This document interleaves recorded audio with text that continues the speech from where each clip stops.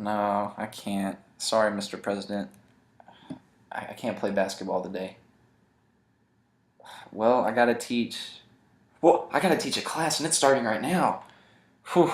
Sorry, guys. Obama always calling me constantly, but that's just how it is. Well, anyway, welcome to Mr. Dona's classroom. Today, we're going to be talking about imagery for a little bit. So what I want you to do is turn to somebody to the left, right, or behind you. I want you to turn to them and just kind of remember what imagery is. What is your definition of imagery? Go ahead and talk right now. No, I'm being serious. Talk for real.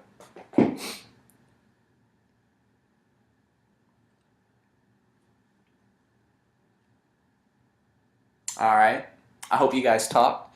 Now, if you're confused on what imagery is and need a little refresher, I'm going to do that for you right now. Okay, class, so hopefully you have those notes or your notebooks out that your teacher told you to take out so you could write this down. Imagery. It's visually descriptive or figurative language, especially in a literary work.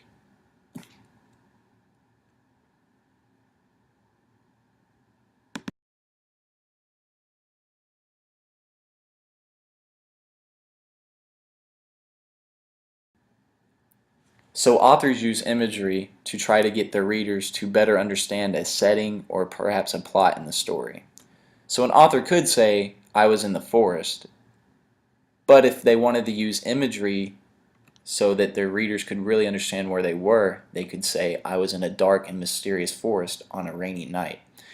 Notice how the author would use better word choice or diction, as we've talked about, to help their reader really understand where they are in that dark, mysterious forest on a rainy night, instead of just in the forest.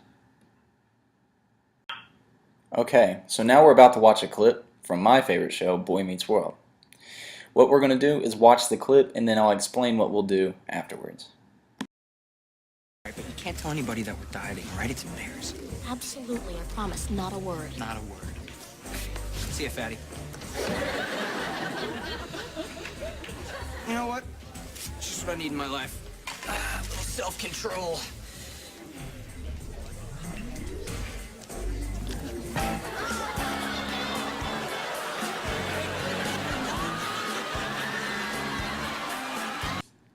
Okay, now that we've all watched that, I want us to write in our notes or in our notebook, pretend like you are writing a note to your friend who has never seen that scene before. So, you want to talk to them about what just happened.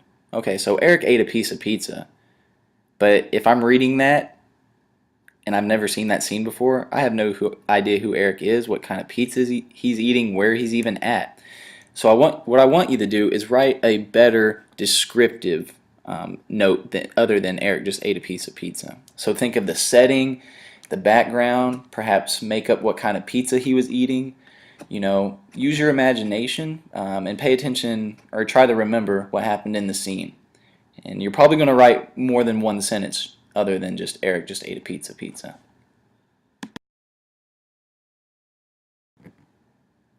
So for an example, you could write, one afternoon, Topanga and Eric were sitting on a couch at the coffee shop. When Topanga left, Eric decided to eat a hot slice of pepperoni pizza as fast as he can. When he ate the pepperoni pizza, his cheeks filled up like a chipmunk.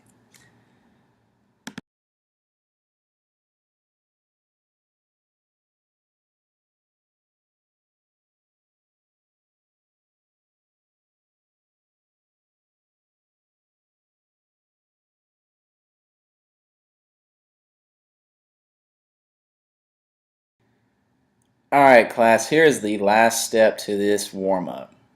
I want us to do what we just did with that clip, but let's relate it back to night, which we're reading.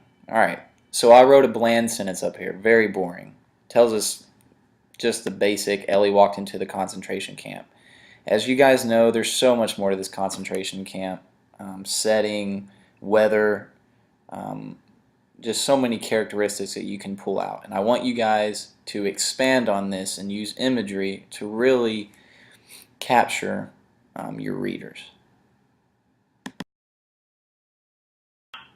Alright, that's going to do it. See you next time on Mr. Dona's Classroom.